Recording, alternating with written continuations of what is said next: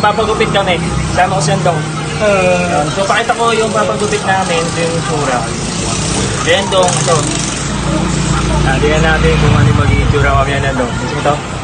Kasi nakasama natin ito sa gawain. So lilibre natin ito na papagupit para mas masaya. So ito akin. Titignan ko ganyan. Hindi ganyan tsura ko ha. Yung gupit lang.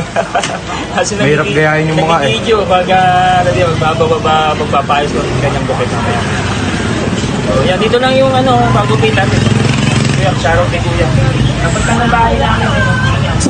Ayan yung bahay namin. So dito yan, located yan sa mga katropa dito sa Block 13, Damayan. Yan, gusto mo magpagupit, punta ka lang dito mga katrops.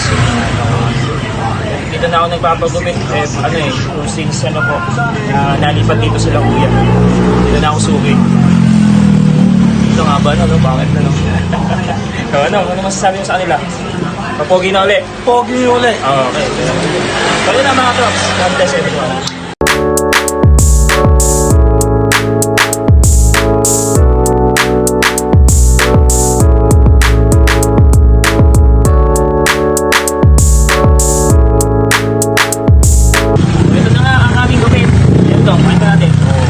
Bagay. Tapos sa akin, kanina pinakita namin sa inyo sa ramen ni Kuya.